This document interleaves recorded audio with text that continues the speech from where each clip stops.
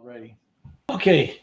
Well, good evening, everybody. Thank you for joining tonight. There's 6 of us up here, so that gives us about 12. And for tonight's meeting, a couple of guys are missing as usual, it seems these days. Okay. Just before we get into the presentation, I'll just do a little. I don't think this is going to turn out very well, but we'll do some pictures and do a little quick presentation as we go home. Oh, why isn't that show up there? So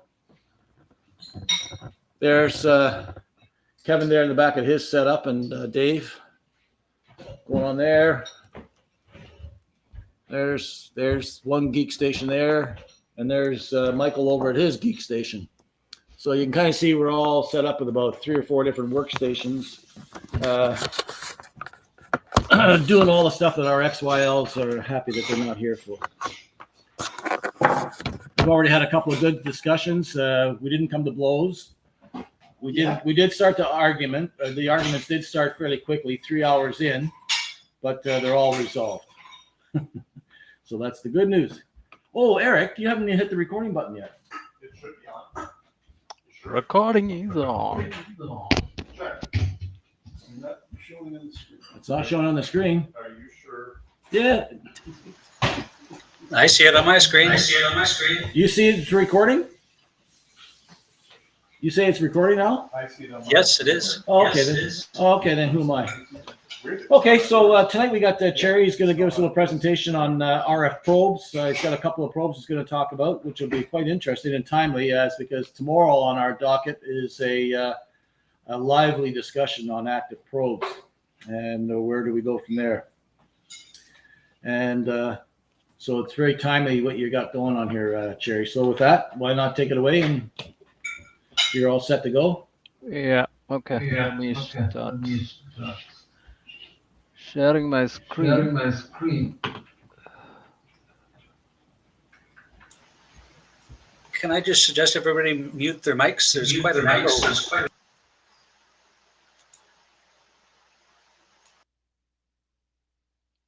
Can you see my desktop? I just see a blank screen, Cherry. Blank screen? Okay. There it is. Now it's visible? Yeah, I was Got it now. Yeah, got it now. Okay. So it takes a while, I think. Should I go to presentation mode, or I can do it like this, because I just wanted to make sure that it is large enough, right? Is it good? That'll be fine, Sherry. It's quite visible. It's quite visible. Okay, good. It's fine by me. Okay. So a lot of echo. So I think now. Oops, hang on a minute. I thought I was caught. Yeah.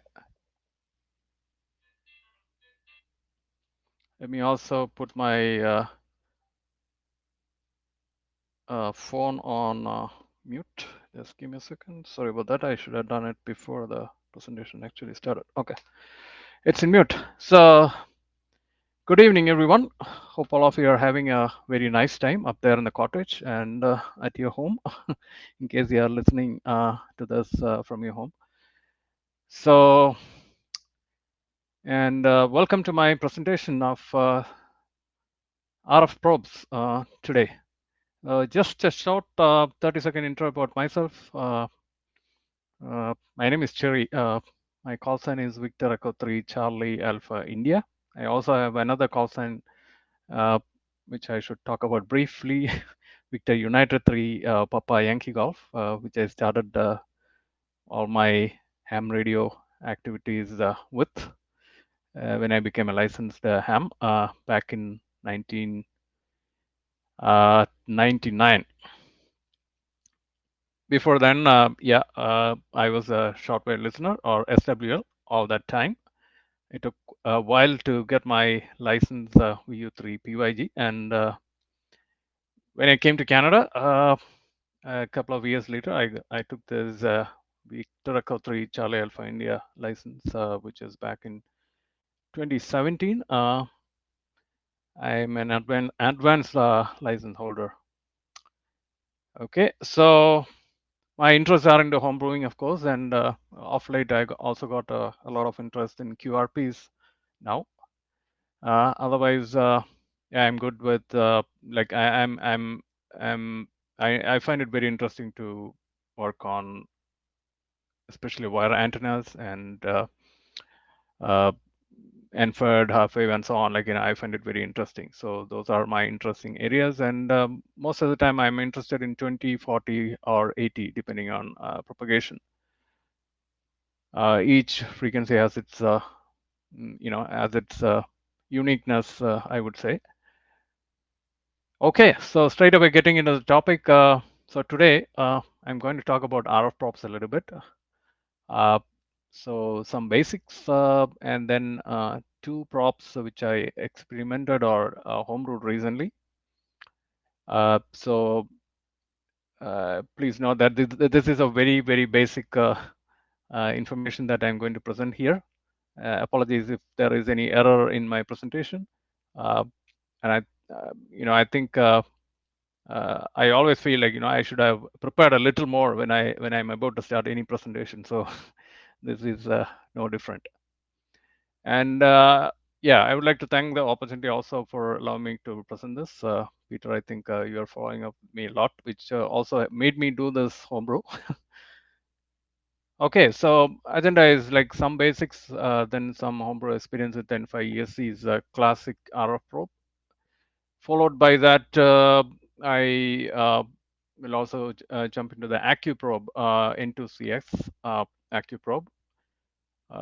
Both of these probes are interesting. The first being a very, very common one, I would say. And the second being a little more advanced. So let me, yeah, I also got a lot of pictures to share of my homebrew, which I've done recently. So I will go, jump into the basics a little bit, and go one by one of these probe and share my experience, share my building experience mostly, because I have not yet, I have not yet played enough, I would say, with these probes. I was doing a few measurements. Then I also got a little bit of time to compare with an oscilloscope, but I did not take time enough to actually arrive at an accurate reading yet. So it's in process. Probably I will also plan to do a second part when I completed all my experiments, I would say. Okay. So first of all, why do we need an RF probe in our shack, right? In the olden days, all the technicians used to do a lot of signal tracing with RF probes, because those days not everyone could afford an oscilloscope, even for the avid home brewer. I think in the olden days it was a little bit hard to find an oscilloscope which is kind of in the budget. And this used to be a very good tool for signal tracing, especially finding a dead stage, locating a weak stage, meaning there is some component which has gone dead and then it is causing, or partially working, which is not up to the rating of the transistor or something like that. Or something is totally broken, like in between some stage is totally broken. It's hard to debug. It's very, very hard to debug because you cannot just put your multimeter down there, because it's going to either load or you're going to get some erroneous readings. Because you should always remember that your normal digital multimeter or the analog multimeter are designed to work, in the hertz or in a few kilohertz region, but not above that in the RF region. Also, stage by stage alignment, right? IF gain and alignments in the IF with the intermediate frequency transformers. It's quite hard to do unless you have an oscilloscope probably to understand what you have as gain and so on. So the RF probe or this tool gives a lot of flexibility to understand what things are wrong, where there is a problem and so on. So probably you can go stage by stage. The yellow arrows indicate, like, for example, the base of this transistor. You can measure the signal. You can inject the probe here and understand, like, what is happening here. And then you can go from stage by stage and then understand, like, what's going on. Especially in some radio receivers, like I think the beginning stage, which starts with the lower signal, then it goes higher and then higher and then higher. I think it comes with experience a lot, I understand, after going through a lot of documentation on this. Also, one of the other use is to measure the power that is going into a 50 ohm dummy load, for example. There is a formula which you can use to measure. Power is equal to the RMS voltage, the horsepower of it, by the the resistive load. Definitely this is a very good and inexpensive tool, because yeah, I can show you in the coming slides. Like, there is not a lot of components with this if you are using a common RF probe, which is with just a germanium diode, a capacitor and a resistor, and then something to, like, a small PCB, and then some cables as probe. Is a very inexpensive tool. Works good with a digital multimeter that can read the RMS values, of course. You might have a multimeter in your shack, but a normal multimeter cannot read RF in in an AC reading position. So that's what I think I already mentioned that. And also one more thing to note here. This is not a high performance test equipment. Of course, this will not be equivalent to oscilloscope. I think many of you have good oscilloscopes at your home. This does not give an give a equivalent performance out of an oscilloscope, because yeah, you can measure different parameters. You have a lot of good accuracy. You have a lot of flexibility with the oscilloscope. Yeah, that doesn't compare here. This is a very small tool, quite handy tool, a very useful one. This is of course not a high performance test equipment, but it definitely is a very good value add. And I think and this is a very common circuit what I've come across in my past when I started my own home brewing, because everybody would talk about this. You have to have an RF probe. You have to have an RF probe.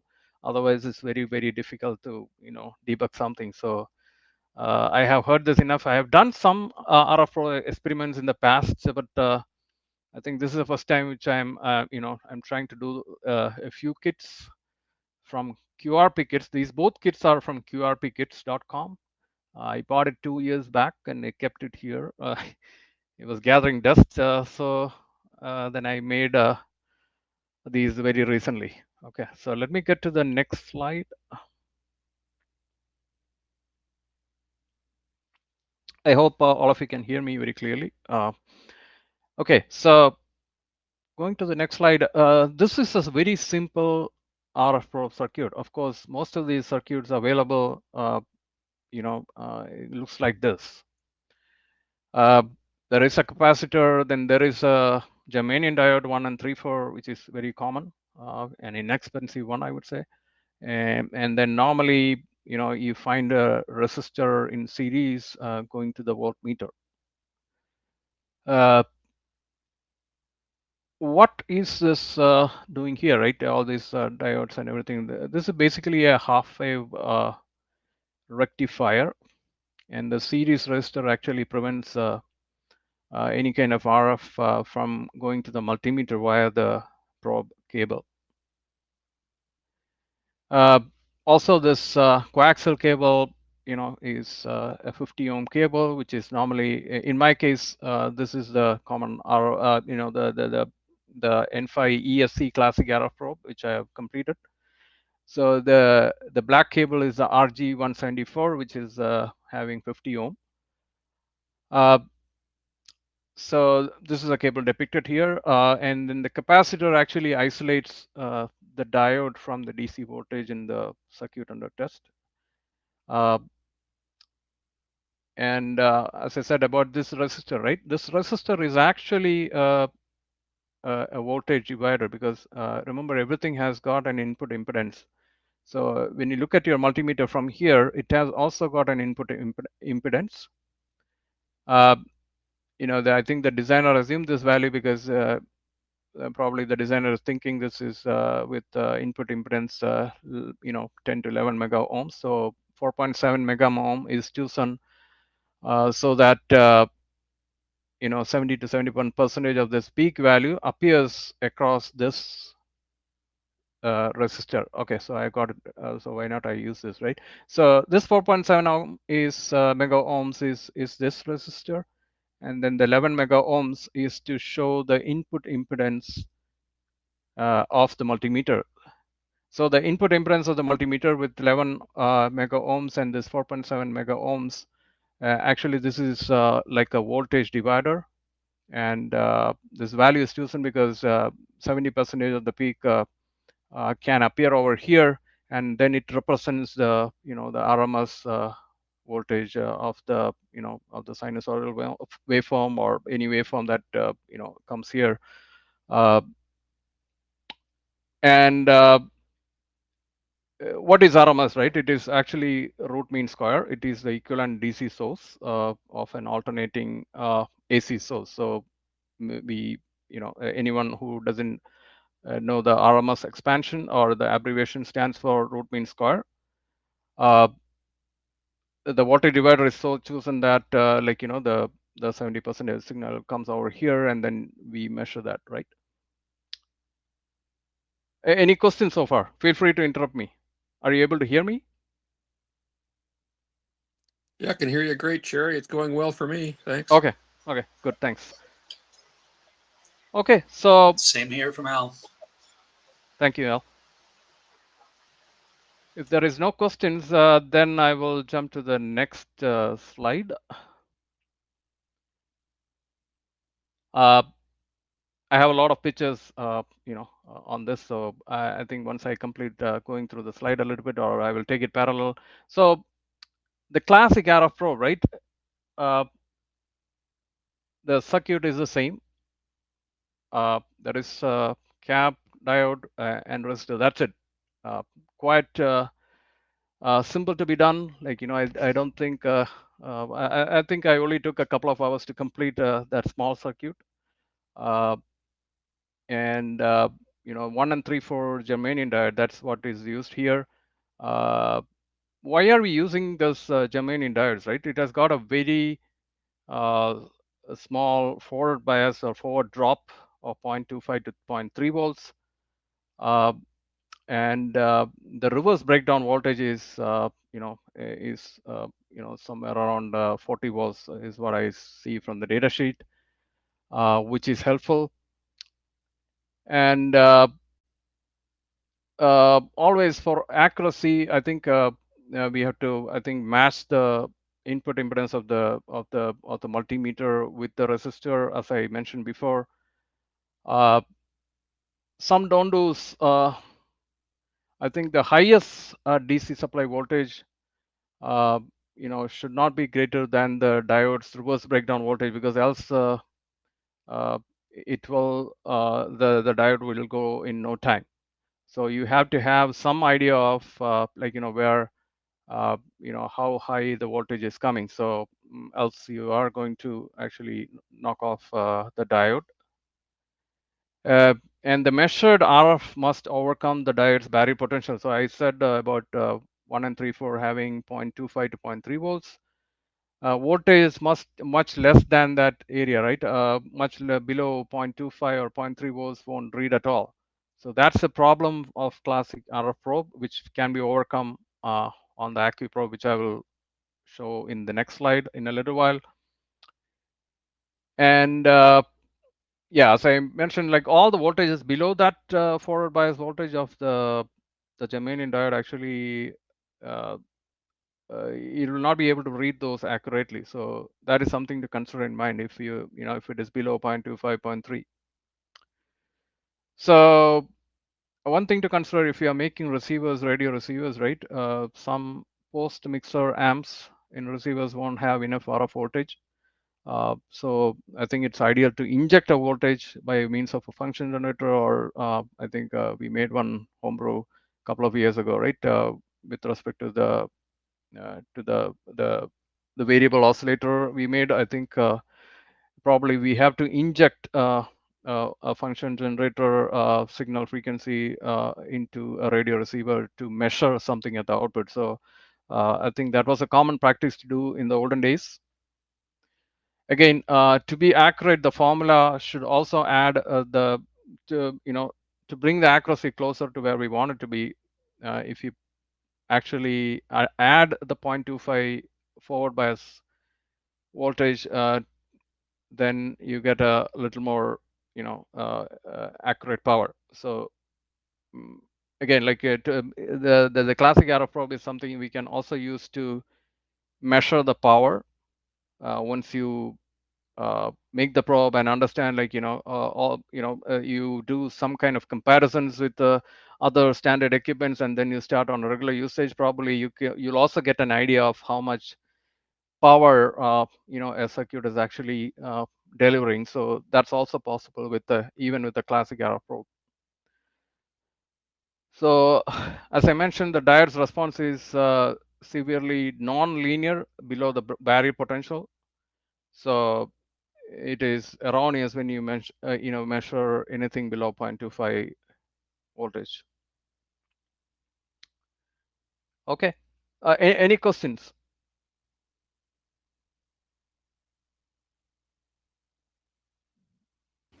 Yeah. Go ahead. Yeah, Dave's got a question for you. Yeah, go ahead, Dave. So, Peter? Pardon? Yeah. Did you yourself? Mute your mic, yes. Okay, Cherry, can you hear me? Yeah. Yes. Yeah, could you? There was an echo. Now it's gone. Test. No, I'm going to have to mute myself. What was the question again? Use your computer. Turn your speaker gain down. My speaker gain's off. Oh, it's off. Oh, My speaker. Okay, Cherry, can you hear me okay? Yes, I can hear you. We can't hear Cherry. What? It's okay. Can you hear me? You're on, Cherry. Yeah, we're just trying to sort out a few things here, guys. Sorry about this with the delays and mics and all this kind of stuff, but I think we're going to have it cured now. Okay, go ahead, Dave. Yeah, Cherry, can you hear me now? Yes, I can hear you. Can you turn up the volume, please? I can hear you. Yeah, Cherry, can you pull up the slide with the schematic of the probe? Yes. This one? Yes, I've got a question. Okay, I understand the diode is there for doing rectification. Mm-hmm. Got it, check. Yeah. Okay, but you've got a 0.01 microfarad capacitor, and then you've got a capacitor shunted.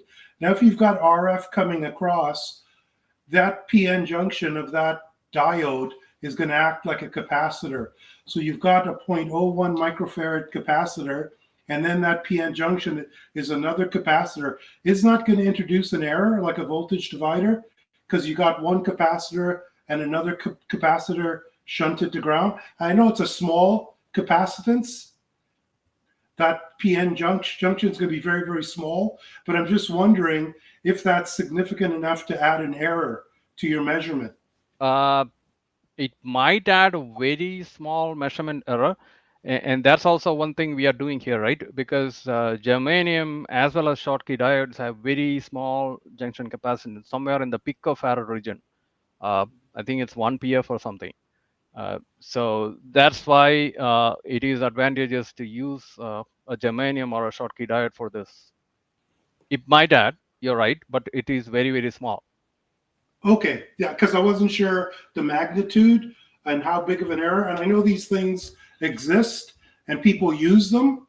So it's obviously probably not an issue, but I'm just curious. So if you use a germanium diode, that barrier is big enough for, whatever, to have the capacitance be tiny, and it's not going to contribute. But Yes. Is the diode to be rectifying the signal like for half a cycle? Right. It's going to be Yes. to the ground.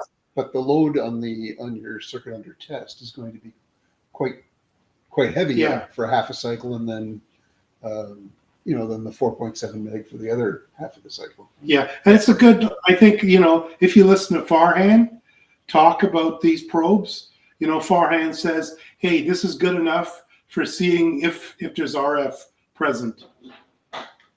Yeah. Okay, thanks. Yeah, no problem. So it does add, but that is very, very minor. And I would also like to mention that, you cannot compare this to a high-end, accurate, equipment. Even probably not even comparable with the small, the nano VNA even, right? Probably that's even much accurate in nature. So one thing I actually forgot to mention as well, like this capacitor, and this resistor together, right?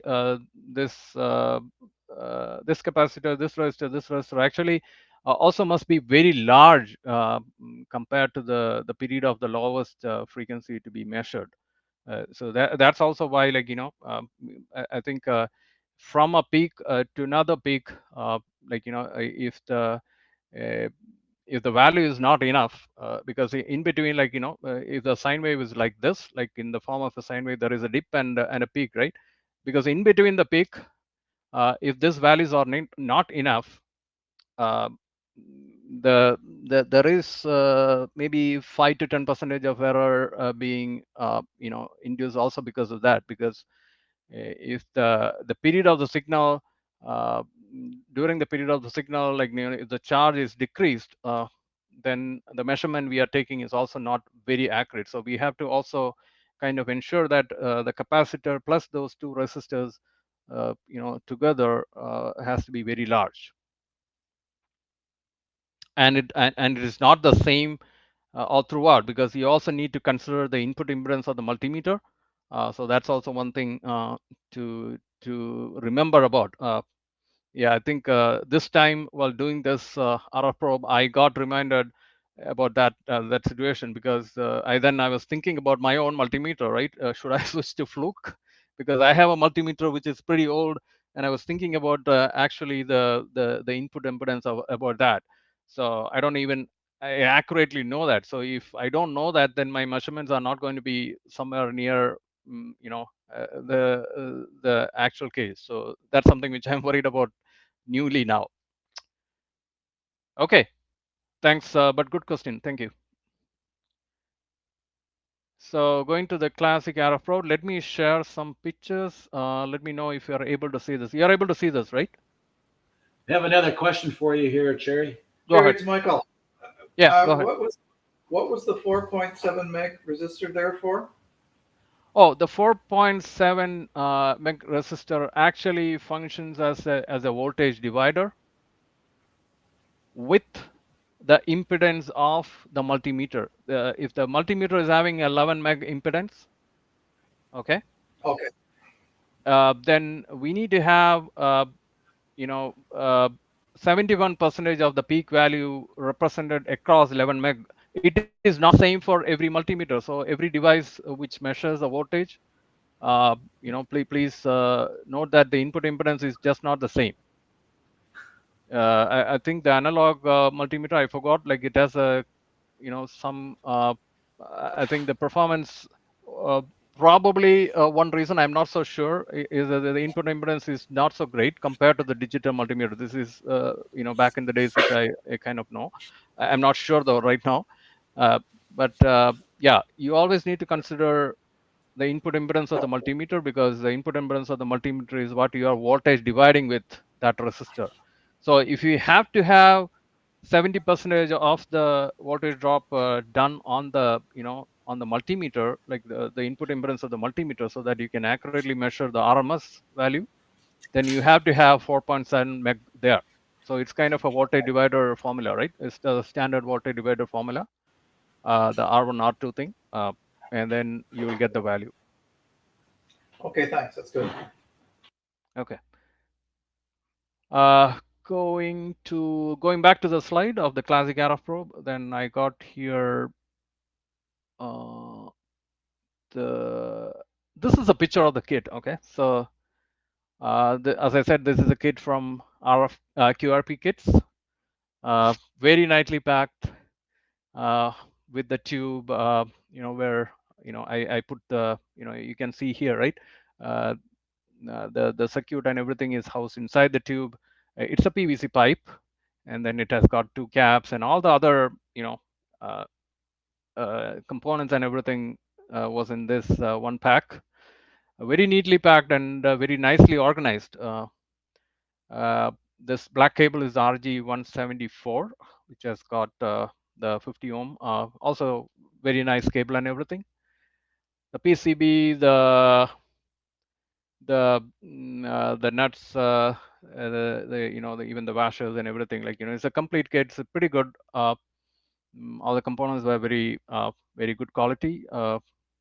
I checked all the the resistance and the diode just to be sure. Measure twice and then cut once principle. So I think the only hard part of this kit is, it's not very hard. It should be easy, but I find to solder. I think there is a brass nut which I have to solder onto the PCB like this. I think the next one has it. Yeah, so you have to solder it over here. That's the only part which was a little bit hard, because I think I did not have the nicest soldering iron tip, which has to be changed, I think. So that part was the only slightly hard one, but otherwise, I think if you have if you have good experience with soldering, definitely it's pretty easy for anyone. So I'm doing soldering for a little. Yeah, go ahead. What screen are you intending to be on? Are you on the classic RF Probe screen? Are you able to see this picture right now? If not, I will make it bigger. In the right-hand corner. Yeah. Okay. No. If you're showing a picture that's not part of your presentation, we cannot see it at this point. Okay, so you cannot. Oh, okay. Then were you showing the soldering that nut and all that other kind of stuff? Were you showing something else? I was showing something else. Let me share my screen again. Let me know if it comes up. Yes, that's better.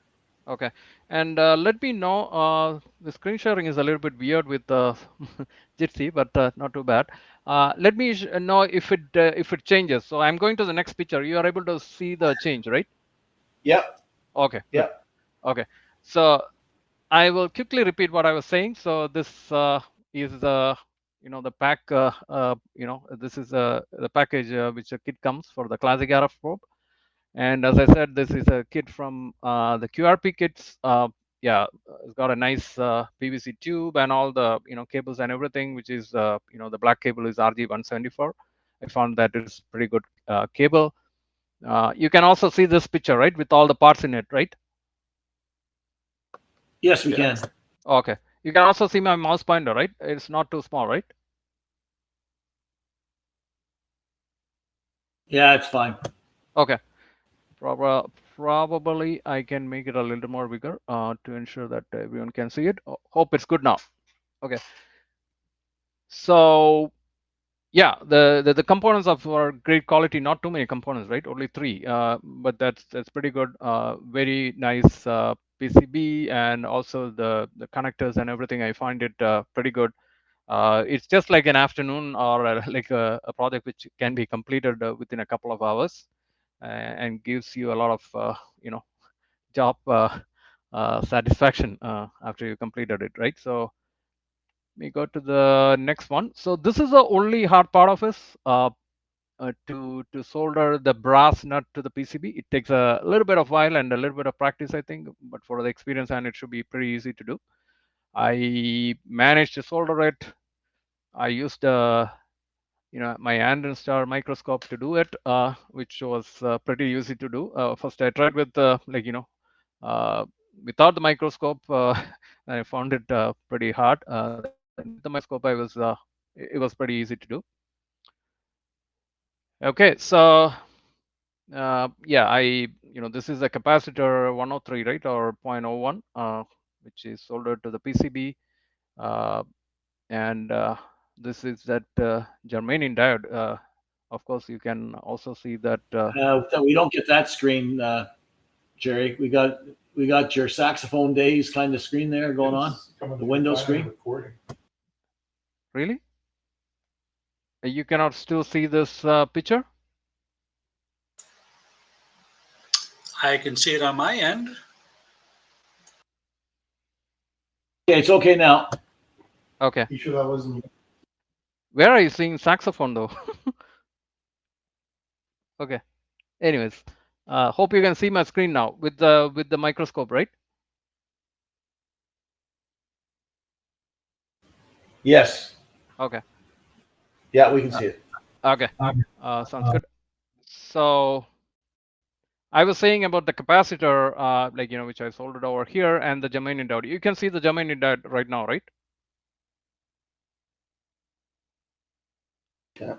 We're seeing the capacitor. See, it hasn't changed, but it has changed here. It's live on my screen. Oh, is it? Yeah, it's showing everything. He's zooming in. Oh, so there's a time lag on ours then. Okay. There you go. Now it's syncing. No, it's a diode. Okay, we're with you now. Okay, I think it is syncing a little bit slowly. Probably, I think I should wait a few seconds.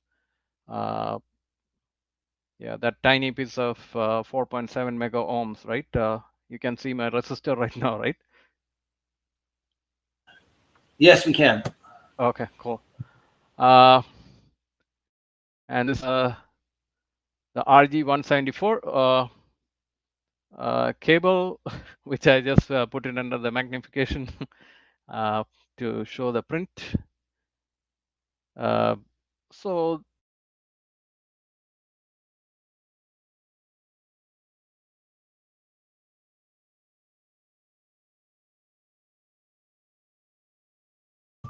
Did we lose you? I can still hear you. Okay, just like you went quiet for a second, I guess. Okay. Can you hear me? Yep, can hear you. Okay. So you're seeing my screen with the brass probe tip, right? This you can see, right? Yes. Okay, cool. So this is the brass, tip of the probe where you kind of attach to the PCB. This is, the standard battery, what do you call that, eyelet, right? So, and there is a like a spring kind of tip to it where you can still solder it. I think I have it in the next picture. Are you able to see my screen yet? Yeah. Yes, we can see it, Jerry. Okay. And I find this pretty useful, right? Like this, the brass tip again soldered to something like which acts like a spring and also like I think we can use it to be precisely touch the base of a transistor or the collector of a transistor to check the measurements, right? So this is how it came together. Like this is a small PCB with just 3 components. Is brass nut, pretty easy to be done, and then we have to actually put a small hole in here and then wrap it up with the copper foil where it comes along with the kit again. Going to the next one. Then we kind of attach another eyelet for the ground, and this kind of gets in contact so that the whole thing can act as a shield. This copper shield is actually for making sure that you do not get any stray signals when you're taking this reading, right? You can still see my screen, right? With the copper shield shielded PVC tube, right? Just making sure that we can see it. Okay. Sounds good. So, and then the cable is long enough. Like I made this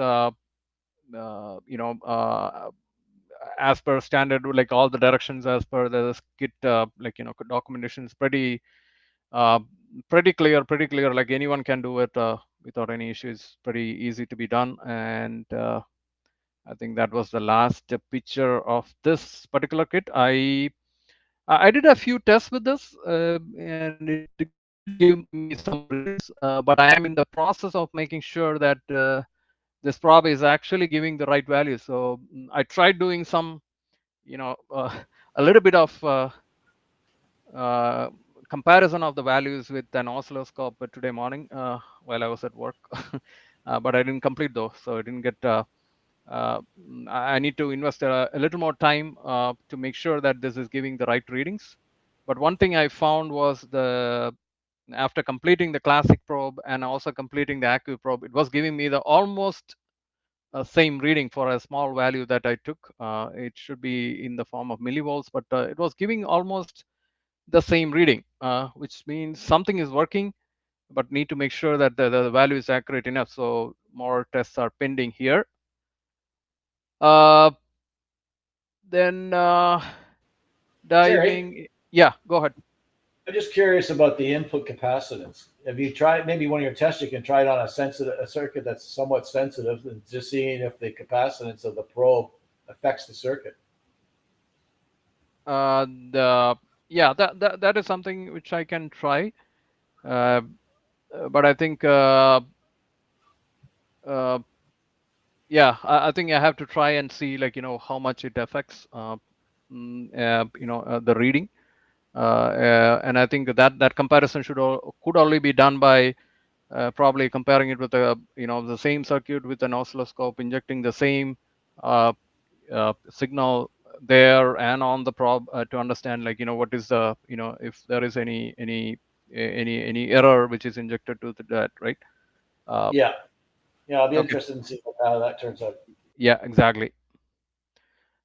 Okay, so that was the classic RF probe.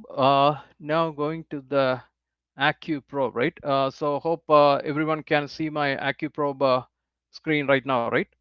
This presentation with my mouse Not yet. pointer. Can you see it? Yeah, it's changed on mine. Yeah. Okay, it's changed for the real world. My Okay. screen will probably change shortly. Yeah, there we go.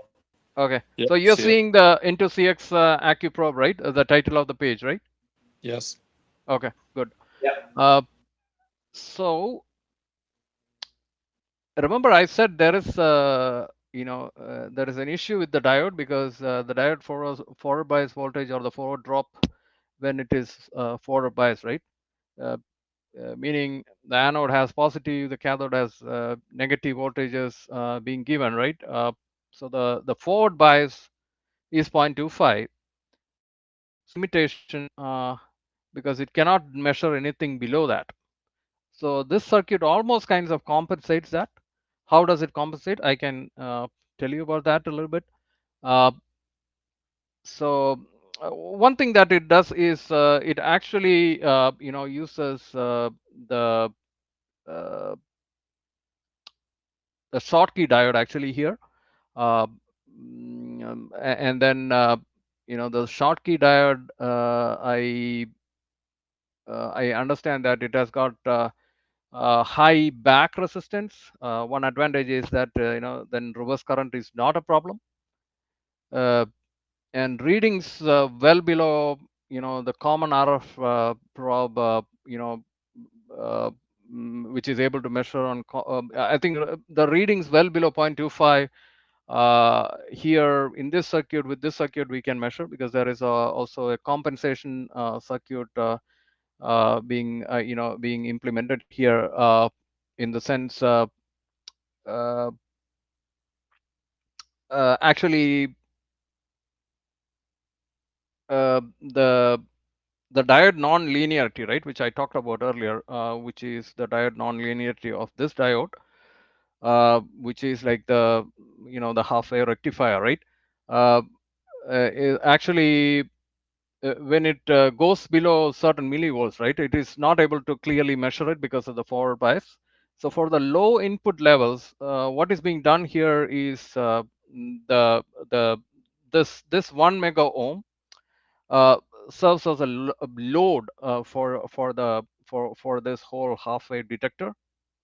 And then I can talk about the switches. So there is also a switch in here which is for the low range, and switch for the high range. So the low range is like, what they mentioned in the circuit is somewhere around below 5 volts. I think this should be used, and above 5 volts, which is in the high range, this circuit should be close here. So which is like, with the unity gain amp, and then the signal comes right through here. So before going here, let me explain this one, right? So this is an op amp, LMC 6482 op amp. I think I have a few pictures of that as well. I can show you after this explanation is over. So coming back to the low range, this 1 mega ohm actually serves as a load for the half wave detector here, and then this is straight away going to the non-inverting input of the op amp. And then what happens is that the operational amplifier through R3, right? This 15K, this 1 meg, and then this feedback through the diode makes it that non-linearity effect, actually it gets cancelled, and then it has kind of a negligible effect, because of this, so that the voltage is much accurate in the low region. Okay, and then one other thing is like, the high the high voltage, right? Whatever, it's not a high voltage, like whatever is above 5 volts, like, we have the switch toggled here, so this and this is closed, and it straight away comes here. The the 649K plus 49.9, right? This R5 and R7 is kind of a voltage divider, and this is like a unity. There is a lot of echo coming in. Okay, now it's gone. This actually forms as a voltage divider to convert the peak voltage to the corresponding RMS DC value. And also it kind of helps because you can see, like, it's almost approximately 10 times, right? So this unity gain buffer that feeds the resulting DC to an external, to the multimeter, actually kind of divides it by 1 by 10, and kinds of a safe voltage to read over here, so that the op amp is not also blown off. So remember, this is a unity gain op amp here, and this results in actually a DC readings on the on the higher side. Okay, hope I did not confuse you. And something which I've seen for the first time is there is also a battery which comes along with the kit, which is like 12 volts, and also powers the op amp. And actually powers up the circuit. Also got a LED on it. It's just a simple LED circuit, which just lights up when you switch on. Of course, there is another switch over here, which I can actually show in detail in the next slide. This is just like a bypass capacitor, to prevent some spikes or something, is what I understand. Normally, this is a kind of a decoupling, I would say, straight away connected to the ground. And yeah, this goes directly to the supply. So the advantage is this non-linearity. Actually, this diode gives kind of a feedback. So this amp is in the non-inverting op amp configuration, and this with this diode in this way will provide a feedback which actually takes away the non-linearity effect of the the diode over here, which is D1 diode or the Schottky diode. Both are Schottky diodes, 5711, which kind of nulls out the non-linearity, I would say. Any questions here?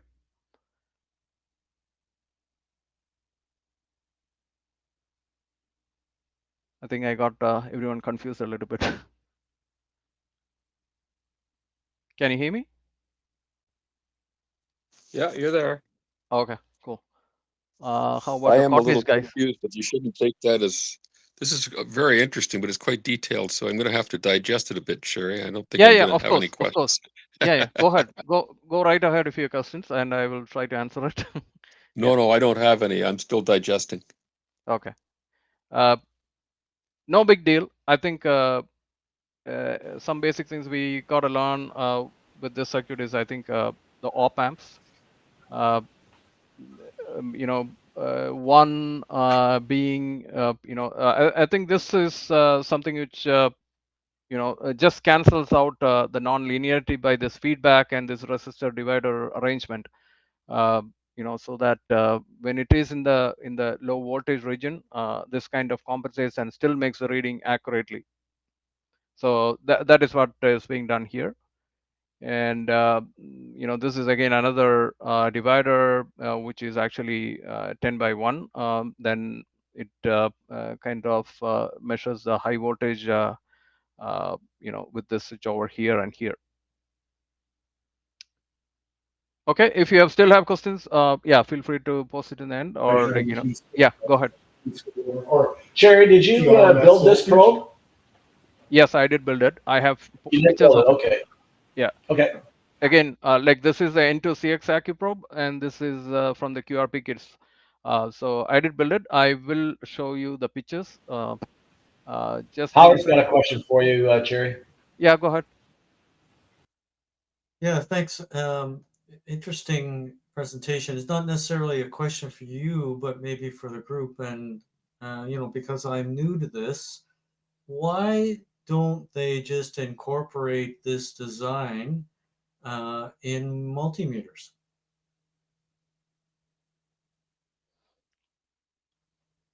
That is quite interesting. I'm not sure why people are not doing it. Maybe I think. I don't know. I guess what you're saying is that would be like having an RF multimeter, whereas multimeter generally is just a AC, DC, low voltage. Like 60 hertz, all that kind of stuff. Yeah. So now you're changing something into a little that would different. be a component of it, or a feature of it. But now that you've mentioned it, Howard, I suppose if you got that multimeter that's sitting in the drawer that you haven't used in many years, yeah, rebuild it with this, put the circuit inside. That's an interesting thought.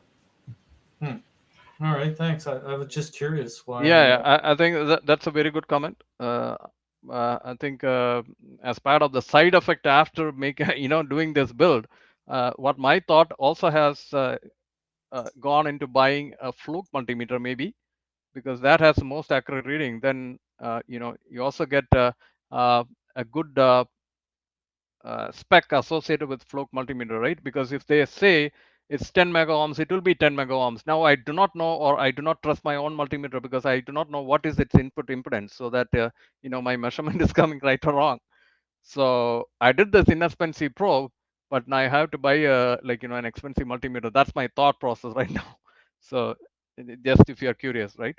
Yeah, but that's a very good comment. I think this is a very inexpensive tool to use. And then it's only one single op amp, which is one single chip that has got two op amps in it. It should be cheap.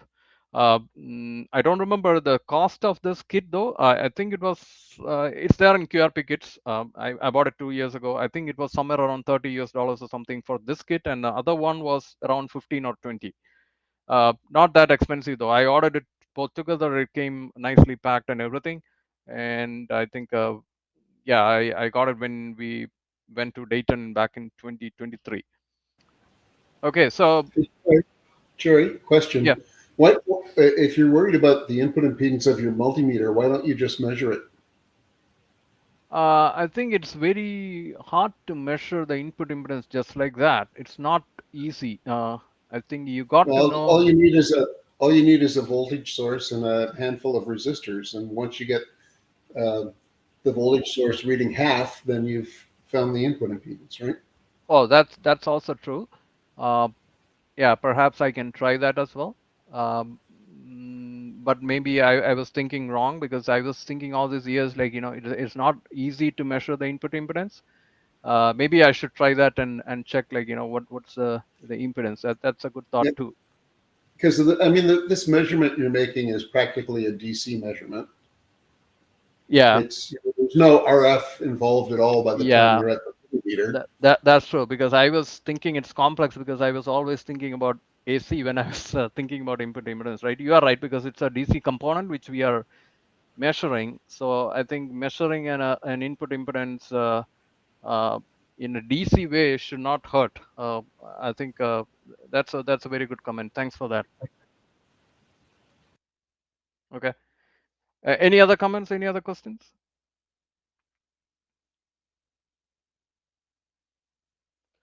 Okay, so going to the next. It's not a slide, it's pictures. Let me open up those pictures here. So I'm going to check whether you're able to see my screen now, Peter. Yep. Okay, you're seeing the Yep. one with the PCB, right? Yes, we do. Okay. Okay. Yeah. Cool. Okay, so this is a small PCB which came in the kit. Let me also find whether there is a picture where I can show the kit, right? Yeah, okay. So I think I should show this first, right? Yeah, you can see my screen still, right? Which shows Yeah, we can see into it. 6. Okay, Accuprobe. So this is the kit original package. Yeah, again, a nice one. Looks like a pretty good gift, right? So yeah, it was nicely packed again, like, everything is pretty arranged. I think the capacitors, the resistors, and everything was pretty arranged. I got those pictures somewhere. Maybe I did not include it here. It's okay. So going to the, okay, trying to go to the next picture. Now you're seeing the PCB, right? You're able to see the PCB? Yeah. Okay. Yes, we So are. yeah. So the kit contains this PCB and everything else, as I tell. So yeah, like 4 or 5, how many? 1, 2, 3, 4, 5, 6, 7, 8 resistors. And then this chip is directly soldered to the PCB, so that you do not want to have any stray components, right? Yeah, I do not want to use any IC base, and also it did not come with any IC base, and I did not plan to use anything, because this is a test equipment, right? And I do not want to add any stray capacitance inductance to this chip, and thereby contribute it to the rest of the circuitry, right? So I did not use anything other than directly soldering it after soldering all the other components, and made sure that I do not give enough heat to the leg of the ICs so that it did not melt or anything, right? So again, the only hard part of this whole thing, if you can see my screen with the microscope again, right? I hope you can see that screen, right? Yeah, we can. Yeah, we can. Okay. So the only hard part is of this PCB, like, you have to solder it at right angle, exact right angle, so that it sits properly.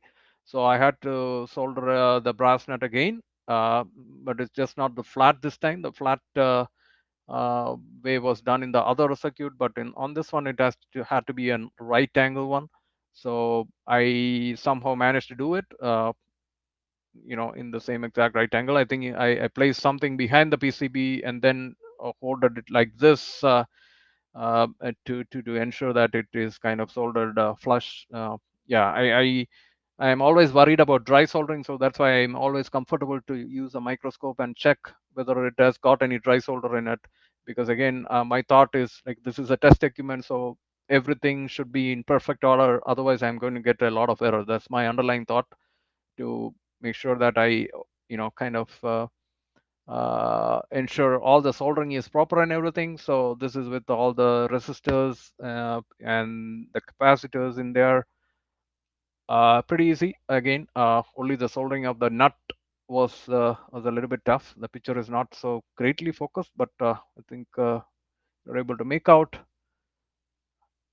There is a battery holder here, which I soldered later, but I think after fixing the resistors and the capacitors and the nut, I started looking at the diodes. So this is a 19711. Again, this is the Schottky diode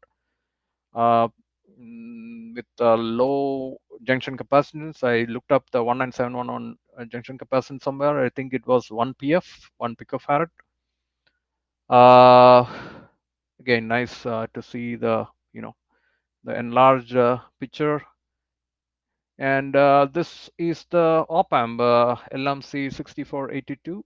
I think this is from Fairchild, if I'm not mistaken. I think this is the logo of the Fairchild, I believe.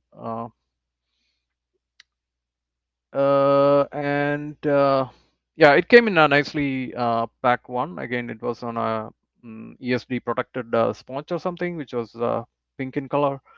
I think it was an ESD proof one, and let me invert it. Yeah, so hope you can still see my screen, right, with the chip tight.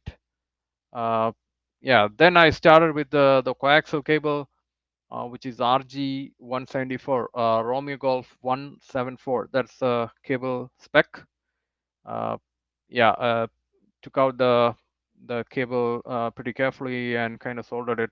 One thing I noticed is it can get easily melted for the center conductor. So again, yeah, that was something which I always made sure that it is sitting, nice and did not melt and made contact in the, with the center conductor, so that everything is screwed.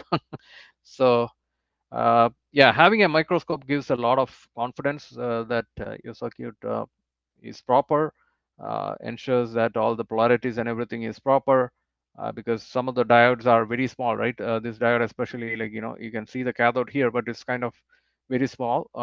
Yeah, and you kind of ensure that it is properly placed. So on the other side, to attach those two battery connectors, right, I have to actually take out the shield like this. This is the very first time I did this to any coaxial cable. But it was not so hard as I thought, because all the directions, whatever was there in the page of QRP Kits, if you look it up, qrpkits.com has a, all the RF probe and Accuprobe details there. They also mentioned that, you have to take it out like this and then attach these, things like this, right? Like these probes to be attached on both the center conductor and this one. And then you kind of put the heat shrink tube over here, so that it sets well and doesn't, due to the normal wear and tear, it doesn't get detached or doesn't get broken, right? So it's good to put a heat shield over here, the heat shrink tube over here, and then attach these both connectors. So for the probe of this one, right? For the probe of this one, whatever came with this, I had to, I think they mentioned that you had to actually sharpen it by putting a drill tip on this. And then what I did is I used the drill tip and then kind of sanded it a little bit, so that it became sharp. So here you can see that the sharpened tip, right? It's pretty easy to use a sander and a drill and then kind of make it sharp. Hope you can see my screen, right, with the drill tip and everything. Yep. Okay, sounds good. And then one thing, right? This battery, I don't know whether you have seen a battery like this before. I'm seeing it for the first time. It's like this is a 12-volt battery. And this, I don't remember the type of this. Yeah, it is 23A, it's called, right? It's 23A was what was written. And this is a size compared to a AA battery. This is half the size, but it's 12 volts. That's pretty good.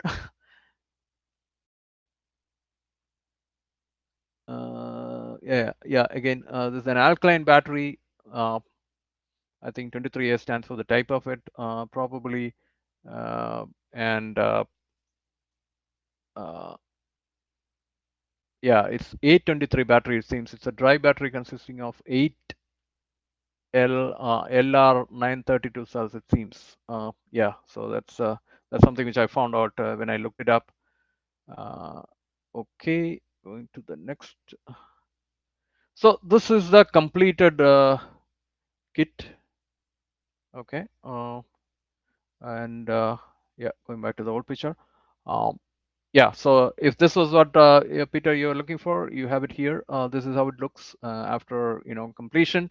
One thing that I didn't do was that I did not put this heat shrink tube, right? If you can see my hand, there is a heat shrink tube which you can attach and then put on top of the whole PCB like this, insert it, and then let me take it. I think I have it here. Yeah, you can insert it and keep it inside this, right? I'm showing it here. You can put it here, but I do want to keep it after all my testing is completed. So this is a transparent one. We're not seeing it, Cherry.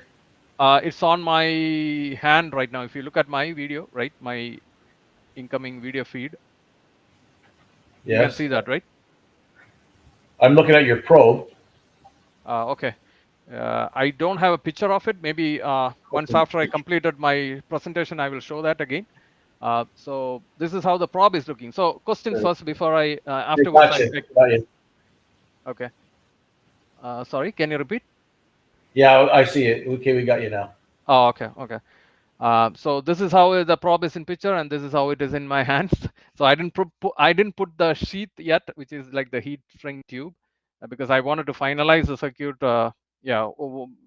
Afterwards I will put the sheath, because if I wanted to change something, I wanted to do something after putting it, it will not be good to take it out, and then I don't have another piece of this, right? This looks like a good piece. I haven't seen transparent heat shrink tube before, so this is the first time I'm seeing it. And then I got it with the kit. Looks like a good one. I have to cut it out and put it. Once after I put it, I think I have to cut it out. And then I have the document from them, which I can share it here, so that yeah. Let me also show that. Hope you can see my web page, right? Can you see my web page? Yeah, we can see it. Okay, so this is how the heat shrink tube as we put. Okay, so this is how it looks, and then you put it like this, heat it up, and then you cut it out, right, for the switches, and then you kind of leave the portion for the nut, cut it out again, because again your ground, the ground which I showed in my video, right, the ground is going to go right over here, and then the battery and everything, right, it looks like this. So if you look carefully, right, you could see that the copper tubing, the copper sheath, or the copper, what do you call it, the production, right, for the circuit is not there on this. Still, it is mentioned as very accurate. And I also tested it, this compared to the classic probe. It had both had given me the almost same readings. When I tested it on an oscillator, just a simple oscillator, I tested it on a simple oscillator. It almost gave me the same measurements with the without any kind of copper tube or anything. It gave me the same exact reading. So looks like it doesn't need a lot of. It is kind of a little more robust.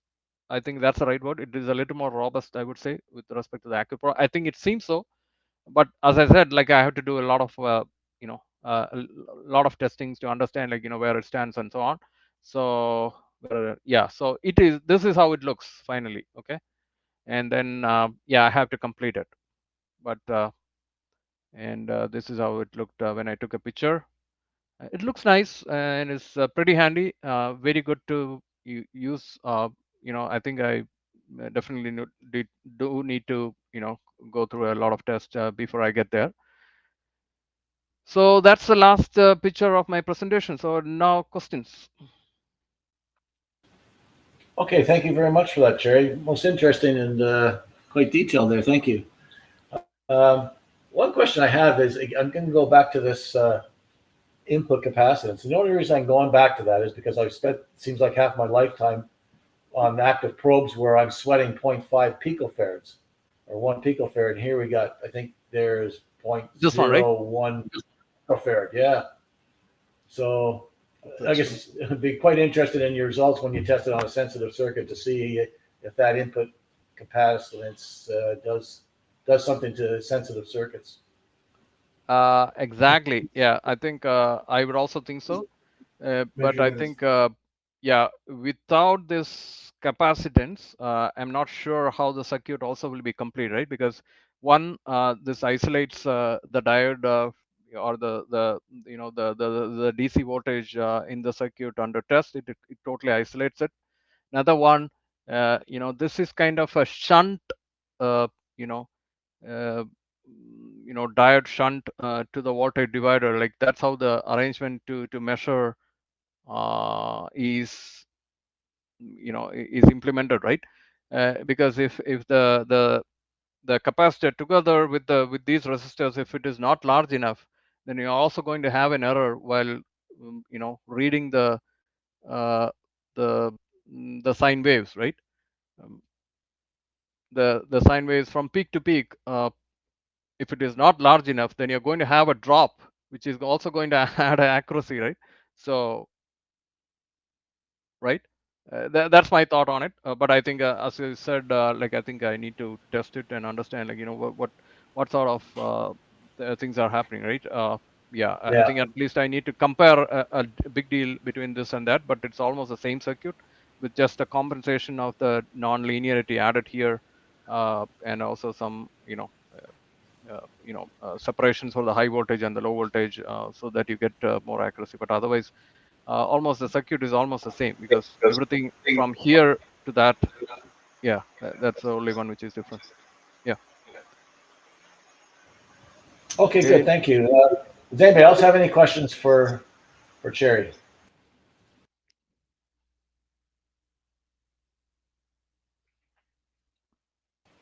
Okay. I guess not. Well, thanks very much, Cherry. Yeah. Go ahead. I also show you both my props here through my video itself. I have stopped sharing it.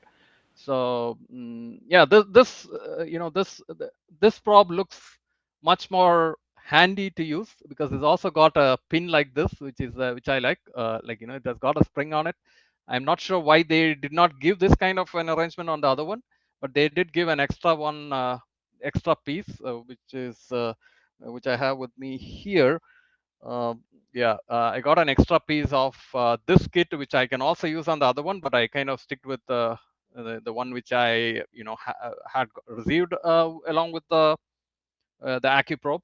But this arrangement is pretty good. This kind of has a spring action, so then if you are going to test a place or something, then you kind of actually you can push that and then kind of really feel it. This really is handy. This is the classic probe is what I like very much. So I put also a small sticker on it saying it's a classic probe.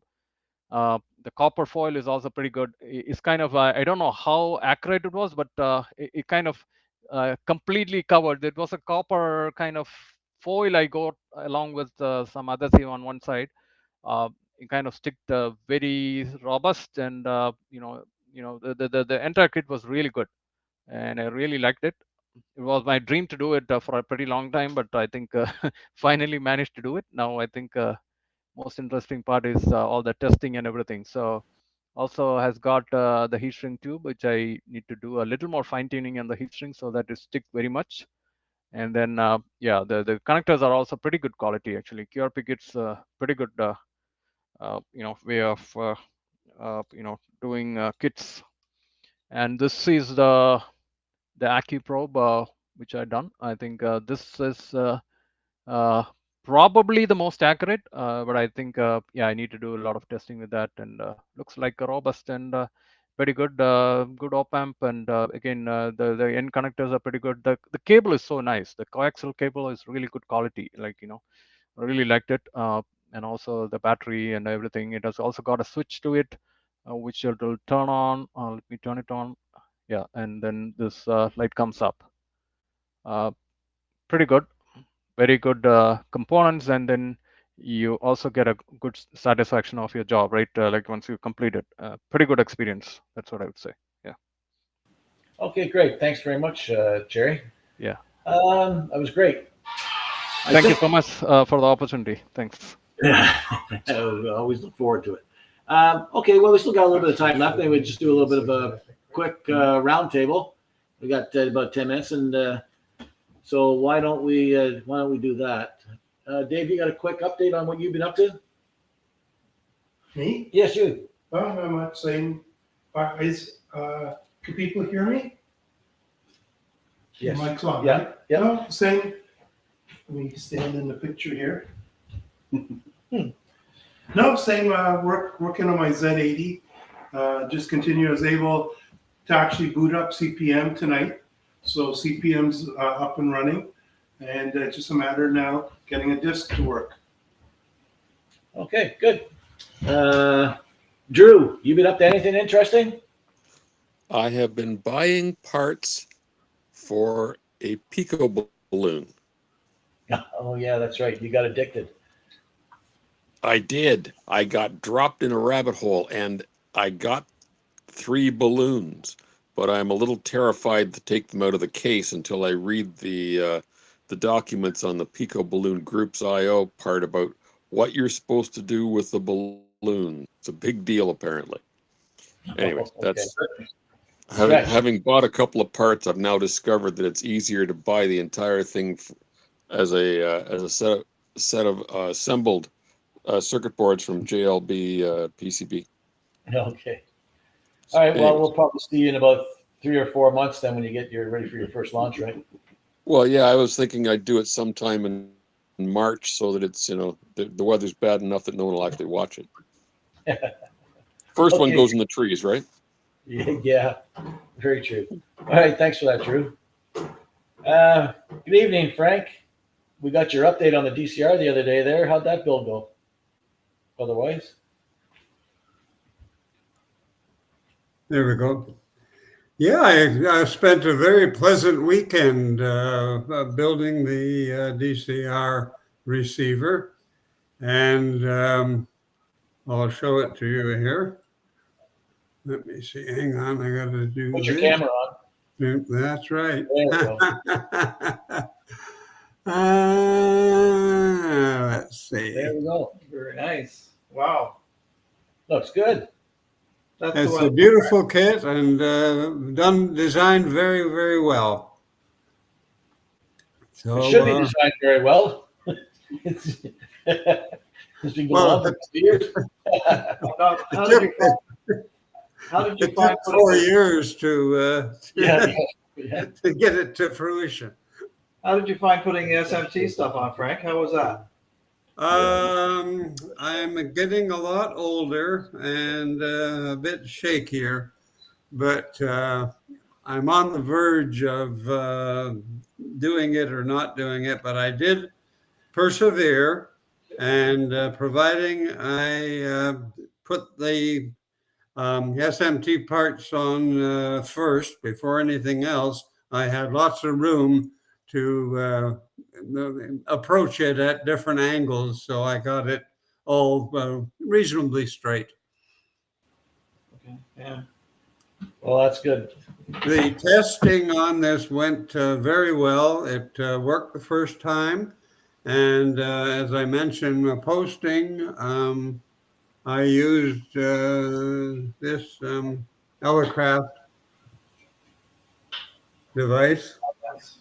It measures down to minus 107 dBm or 1 microvolt, and handled it beautifully, and I could still receive down there and even lower if, like you mentioned, I put maybe attenuators in there.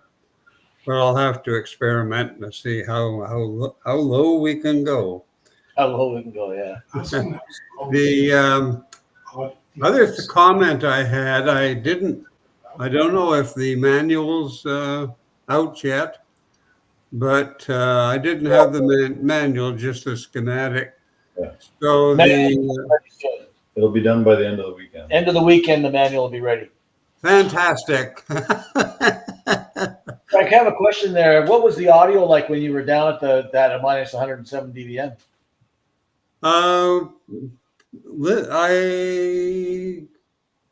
had a little bit of background noise caused by, at that level, caused by some of the components within it.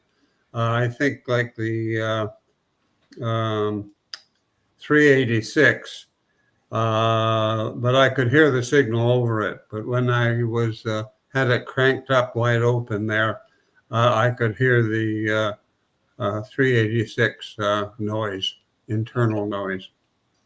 Frank, the signal source was the Lcraft device? Yes, it was Uh-huh. the XG3. Yeah. Have you tried it on the air? No, not as yet. I just finished it, as they say, on the weekend. So I had a few other things to catch up on that I didn't do and should have done on the weekend while I played radio. So that's the next job. And the only other thing on it, I was a little bit puzzled on how to put that bandpass filter in, because just the components were given, and as you notice, that it's Oh, yeah. Yeah. I Well, it's could a lot easier to also, build that one, I bet, than the QRP Labs filter. yes, you could use the QRP lab filter, or you could place the components on the traditional side of the board, and there's enough room. I don't know if you can see the room between it or not. Where are we? We're over here. There. Yeah. So you Yeah. see, there could be enough room for them to be positioned between the board, the main board, and the filter board. So it might, it came with two filters. One was for 40 and one for 20. This is the 20 meter filter. And I think when I do the 40, I'll do it the other way and see how it looks. So Frank, could I ask another question about the SMTs? I have a reflow station at home, and I was thinking that the way to put the SMTs on would be to use the reflow station. Do you think that would work? It probably would be a lot better than what I tried to do by hand. Okay, because we did some work with it. We did a kit once, the Mississauga Club, and we used a reflow station to mount all the stuff, and it went pretty well, I thought. Yeah, good idea. I just don't have one. Yeah, actually, we do, Frank. That's the oven thing, isn't it? Where is it? I think it wasn't our solder oven, isn't it, over at Simon's place? It is at Simon's, but it doesn't belong to us. It belongs to the Peel Club. Possession is 9/10 of the law. So when you build these kits, after, I think with the buildathon stuff that I participated in, we put the the completed kit in an alcohol bath to clean the. Should you do that? How would you do it if you didn't have the bath? You'd have to just. I just spray it with isopropyl alcohol, right? Toothbrush. And a toothbrush. Yeah. Okay. Yeah. But you have to do that to protect the board from corrosion. Is that right? Depend on which solder you use, but yes, that's the idea of it. Okay. I do have a piece of equipment that is a vibrating bowl, as it were, that you could put it in, and I'll put alcohol in it and let it run for a few minutes. That's what I'll do with this board, and we'll see how it turns out. One of the things that struck me about using the alcohol bath is how safe is that? I guess it's okay. I don't know. You've got a match too close to it, you have a problem, right? Yeah, you might do. You could light your cigar with it. Yes. And the rest of your house as well. Yes. Okay. Yeah. Frank, A whole new meaning to letting the smoke out. Frank, did you use the Park SigGen as the BFO? Yes, absolutely. It's right here. Okay, good. It's still got the tape on the. So a fun, Yes. fun kit. Okay, The well, only, thanks. the only addition I would suggest is maybe someone had a 3D printer and a little time to plan out a case. That would be a good addition to it. Our 3D printer guy should be able to come up with something, eh? Build your own 3D printer. Yeah. Okay. All right, Frank. Well, thanks very much for that detailed report. That was great. That was good news. Okay. Okay, Howard, you're up next. Well, I haven't been doing anything, so nothing to report. Is it not cold enough out yet to get back into that I T41? know, the weather's so nice, so doing outdoor things still. So Yeah. Okay. All right. Thanks, Howard. Al, what have you been up to? Well, in terms of electronics and hand, absolutely nothing. We'll clean up the Still basement. no shack, still no lab after the floods of this summer. So I'm in the middle of refinishing the basement and rebuilding. So it'll probably be into the new year before I actually get a chance to heat up a soldering iron again. But anyhow, I'm building a list of things I want to do. And it comes down to priorities, I guess. This week's priority is a furnace. It's starting to get cold. Yeah, no kidding. Jeez, I guess. Well, I guess we expect big things from you come February as to what you've been doing on the bench then. You'll be dying to get back into action with very creative things, I'm sure. I'm going to have some new stuff, I guess. So anyhow. Yeah, well, yeah, that's it too. Yours is going to be a fun shack to visit with all this new gear or go shopping with you. Love spending other people's money. I'm not going to take that award away from Eric. Touche. Okay, thanks, Al. Okay, You're welcome. speaking of which, I guess we'll go. That takes care of what's on camera there. I'll go around the table around here. There, Eric. Speaking of guys who shop, you're up next. You been doing anything? Nope. Okay. What have you been up to, buddy? Polishing my knobs. Eric's just doing music stuff, no electronic stuff these days. Although I do have a suggestion for Cherry. Yes. For the title of his presentation. If he's going to do it again, he should take it from a 2011 movie called Paul. The title should be Yo, and I can't say it on because it's, Probing time. Yo, something nuts. God. It's Okay, we're probing moving time. on. All right. He's got to do the finger. Yeah. Obviously, you hasn't been very busy at all. So I know you've been busy, Kevin, with the manual. Is that what's been on your? Yes, that's going to be done in the next day or the next 24 hours or so, hopefully. So I know I've got all the comments, so I just have to finalize it. And hey, what was that movie you're talking about? The manual for the DCR. Kevin's writing it up, and he's just about finished, so it should be ready for the weekend, at the end of the week. Cherry, Yeah. do you have a DCR kit? Not yet. So that was one of my question. I was, dying Yeah, to because ask. you don't have one, I don't have one, but how does Frank have one? That doesn't make any sense. Right. he's not Moving polishing on. his knobs. What have you been up to, Michael? I did the prototype. Yeah, there we go. Well, I've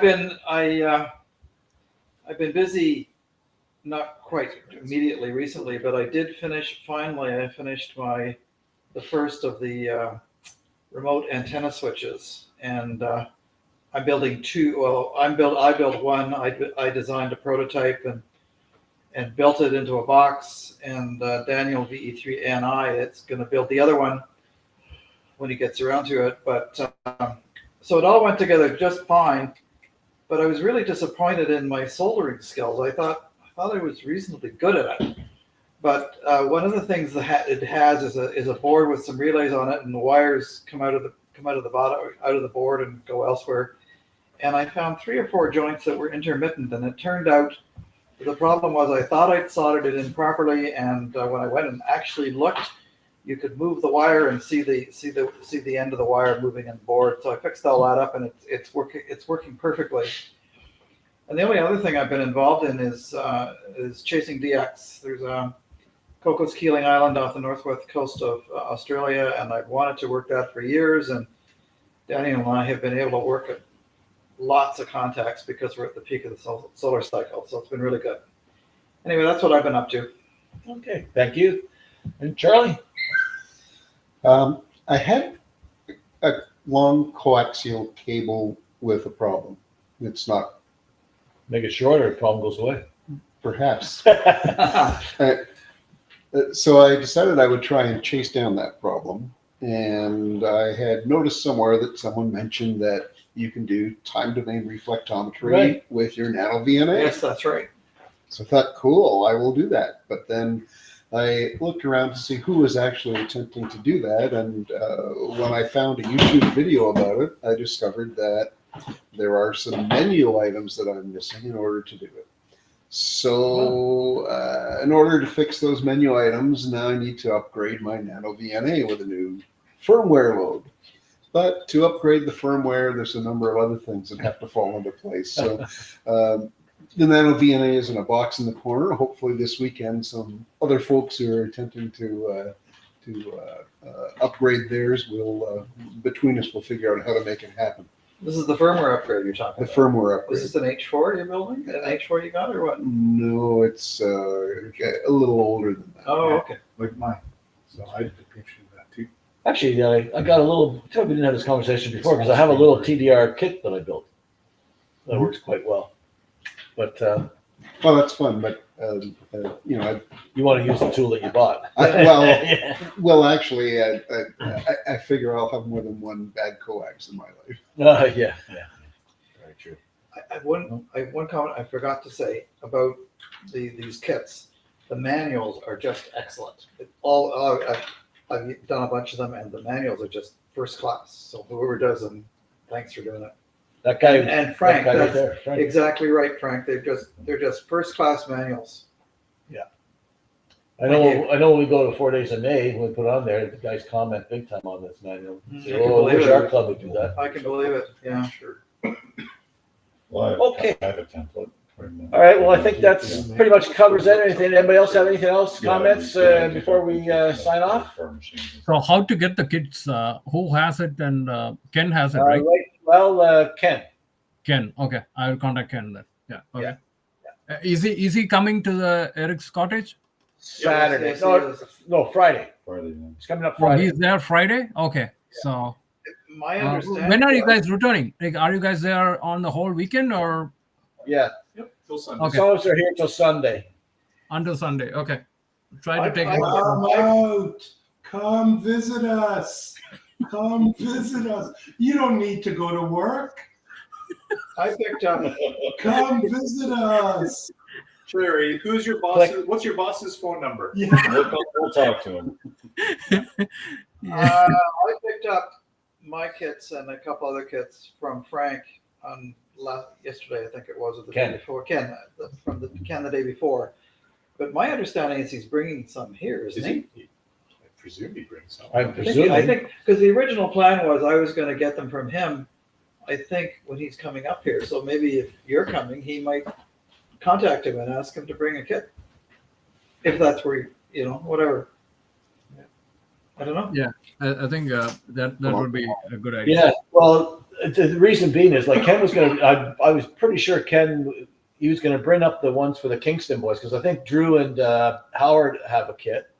And then I reminded, so he was going to bring them up to give them to me so I could take them up to those guys. And then I reminded Ken that don't forget Charlie no longer lives in Kingston, so but he's coming to here, so figure it out. Yeah. That's why I was asking you, did he bring up any more? Because I wasn't sure exactly how it was going to work up. But that's right, he's coming up Friday. He must be going to bring them with him. I think. Yeah. I have 3 or 4 boards, right? Yeah. Just load those last. Right. So. Drew had a question. Oh, Drew, you had a question? No, it's okay. It was exactly that about the kit and the email address to send the money to. Frank, Ken's email Ken, address. Yeah. Yeah.